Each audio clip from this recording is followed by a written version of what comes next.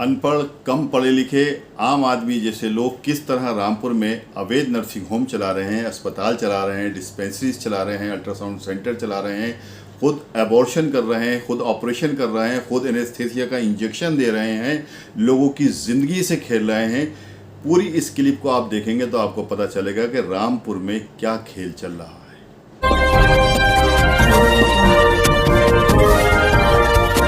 दोस्तों, मैं Arif Khan, crime exposure news room से। दोस्तों, शायद ही कोई महीना ऐसा जाता हो जब अखबार में खबर ना छपती हो, मीडिया में खबर ना चलती हो कि रामपुर के किसी अवैध नर्सिंग होम में अमुक महिला की गलत उपचार मिलने की वजह से मृत्यु हो गई, या किसी महिला की डिलीवरी के समय मृत्यु हो गई, किसी महिला को सही इलाज नहीं मिला इसलिए मृत्यु हो गई, कहीं झोला छाप से मृत्यु हो गई। देखिए, 13 तारीख का ये अखबार है।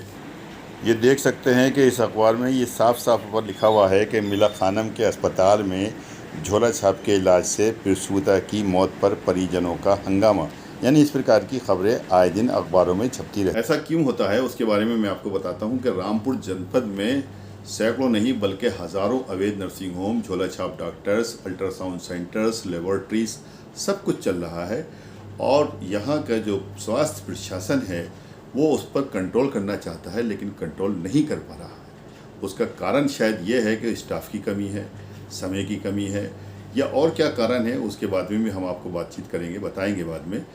लेकिन ख़ास बात यह है कि अगर स्वास्थ्य विभाग में भी लापरवाही होगी तो फिर आदमी किसके पर विश्वास करेगा, क्योंकि यहाँ पर कोई गाड़ी नहीं संभलती, यहाँ पर और कोई मैकेनिज़्म नहीं होता, बल्कि यहाँ पर इंसानों का इलाज होता है। जिस समय कोई प्रसूता महिला कोई जिस समय जाती है अस्पताल के अंदर, जब उसका कोई डिलीवरी टाइम होता है, तो उस समय देखा गया है कि अगर रामपुर के आंकड़े उठा के देखा जाए तो आसपास के शहरों में सबसे ज़्यादा मोर्टेलिटी रामपुर में आपको मिलेगी।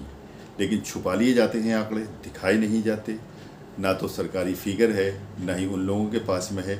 उसके कारण मोटे मोटे ये हैं कि जो लोग वहाँ पर अस्पतालों में अपने मरीज़ों को लेकर आते हैं और वहाँ पर जब इंसिडेंट इस प्रकार के हो जाते हैं कि डिलीवरी टाइम में किसी की मृत्यु हो जाती है या और कुछ इस प्रकार के कोई हादसा होता है, तो अस्पताल संचालक मोटी रकम देकर उस महिला के घर वालों को तैयार कर लेते हैं, उसको राज़ी कर लेते हैं और वहाँ पे कहते हैं कि सुलहनामा हो गया, समझौता हो गया, विभाग तक उसकी खबर ही नहीं पहुँचती। और यदि विभाग तक भी उसकी खबर पहुँच जाए तो इससे पहले कि विभाग कोई एक्शन ले तो उससे पहले उस विभाग का मुँह भी बंद कर दिया जाता है। सूत्रों से ऐसी भी खबरें हैं हमारे पास। दोस्तों, जैसा कि हमें सूत्रों से ज्ञात है और हमारे पास में खबरें हैं, इंफॉर्मेशन हैं कि यहाँ पर जितने भी नर्सिंग होम हैं उनके जो डायरेक्टर्स हैं वो कम पढ़े लिखे और आम इंसान हैं। ज़्यादातर जो ऐसे हैं उनके पास में कोई मेडिकल से संबंधित कोई डिग्री नहीं है, उनके पास में कोई डी फार्मा नहीं है, बी फार्मा नहीं है, कोई एएनएम नहीं है, कोई BUMS या BMS नहीं है, बल्कि कोई तो मोबाइल की कोई सिम की दुकान करने वाला डायरेक्टर बन के बैठ गया, कोई कुछ और काम करने वाला डायरेक्टर बन के बैठ गया। उन्होंने एक अस्पताल खोला और डॉक्टर ऑन कॉल किया और वहाँ पर उसने अपना काम शुरू कर दिया। लेकिन चूंकि कंपटीशन का ये दौर है, उस कंपटीशन के दौर के अंदर में जैसे कि सूत्रों से हमारे पास में खबर है कि ये इस प्रकार के नर्सिंग होम वाले पहले एक ऑपरेशन, एक कोई डिलीवरी का जो ऑपरेशन जो महिलाएं आती थी उनके यहाँ पर, उसके लिए 20,000 रुपये रहते थे। लेकिन आज कंपटीशन कम करते करते करते करते ये 12 और 13 हज़ार रुपये में करने लगे। अब 12-13 हज़ार रुपये में जब ये करेंगे तो अपने खर्चे काटने के लिए इनके पास जो एनेस्थेसिया देने के लिए डॉक्टरों को बुलाते थे उसको बुलाना बंद कर दिया, खुद एनेस्थेसिया देना शुरू कर दिया। जब एनेस्थेसिया खुद एक आम आदमी देगा, दूसरों के साथ में खड़े होकर कोई डॉक्टर थोड़ी बन जाता है कि दूसरों के साथ में खड़े होकर उसने 8-10 केस देख लिया, उसने कहा मैं हाँ दे दूंगा, इतनी डोज दे दूंगा। इनका मानना ये हो गया होगा कि दूसरों को जो इन्होंने असिस्ट किया होगा, जो पढ़े लिखे डॉक्टरों को असिस्ट किया होगा कि अब हमसे भी आ गया, उसके 4,000 रुपये बचा लो जो उसको देना होते हैं। तो खुद इन्होंने एनेस्थेसिया देना शुरू कर दिया, खुद ऑपरेशन भी करना शुरू कर दिया। हमने तो ये भी सुना है कि बहुत से लोगों ने खुद कट मार देते हैं और उसमें अगर महिला बच गई तो बच गई और नहीं तो फिर बाद में तो सेटलमेंट हो ही जाता है उसके अंदर। सब जानते हैं कि अल्ट्रासाउंड करने के लिए एक डॉक्टर को अलग कोर्स करना पड़ता है, उसके बाद ही वो एक्सरे या अल्ट्रासाउंड कर सकता है। लेकिन आज उठा करके यहाँ पर देखिए कि अधिकतर नर्सिंग होमों में अल्ट्रासाउंड की मशीनें भी लगी हुई हैं। वो खुद ही अल्ट्रासाउंड कर लेते हैं, खुद ही रिजल्ट दे देते हैं कि अंदर क्या है, कैसा है, और उसके हिसाब से उसको बता देते हैं कि आपको ये करना है और ये करना है, चाहे वो भले ही गलत हो या सही हो। सवाल ये है कि ये सब कुछ चल रहा है सबके सामने, उसके बाद में भी स्वास्थ्य प्रशासन उस पर एक्शन क्यों नहीं लेता।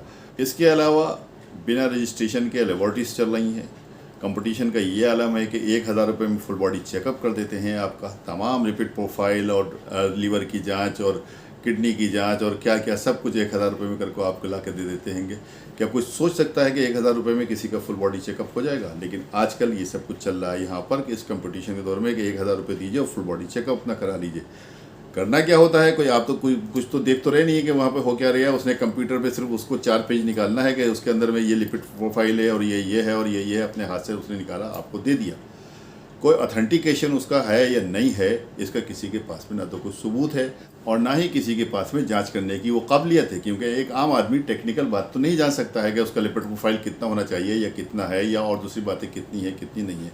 इस तरह ये तमाम खेल चल रहा है, लेकिन उसके बावजूद किसी पर कोई कार्रवाई नहीं होती। हम किसी विभाग को बदनाम नहीं कर रहे हैं, ना स्वास्थ्य विभाग को बदनाम कर रहे हैं। स्वास्थ्य विभाग अपना काम कर रहा है। कुछ दिन पहले डॉक्टर दशरथ थे, उन्होंने खूब छापामारी की थी, लेकिन आजकल डॉक्टर दशरथ हट गए हैं और उनकी जगह पर ये 4 डॉक्टर मनोज शुक्ला को दिया गया है। मैंने इस सिलसिले में उनसे बात की, सुनिए उन्होंने इसमें क्या कहा। ऐसा है, मेरी निगाह उन पर है जो लोग अस्पताल खोलते हैं और डॉक्टर कोई नहीं रखते हैं, अपने आप ही किसी डॉक्टर का रजिस्ट्रेशन करा के वहाँ पर मरीजों की जान से खेलते हैं। उन पर मेरी पहली कार्रवाई होगी।